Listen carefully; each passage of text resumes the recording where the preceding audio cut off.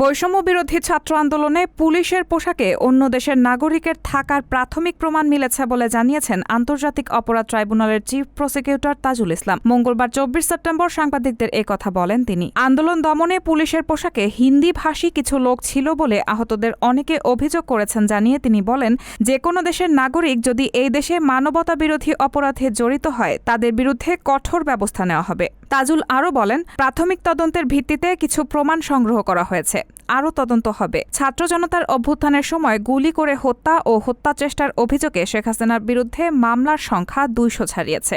সোমবার ও মঙ্গলবার ঢাকার চিফ মেট্রোপলিটন ম্যাজিস্ট্রেট আদালত ও বিভিন্ন থানায় শেখ হাসিনার বিরুদ্ধে আরও ৭টি মামলার তথ্য পাওয়া গেছে। এ নিয়ে শেখ হাসিনার বিরুদ্ধে মামলার সংখ্যা দাঁড়িয়েছে ২০৪। এর মধ্যে হত্যা মামলার সংখ্যা দাঁড়ালো ১৭৯। ছাত্র জনতার অভ্যুত্থানে গত ৫ আগস্ট শেখ হাসিনার সরকারের পতন হয়। ওই দিনই শেখ হাসিনা ভারতে চলে যান।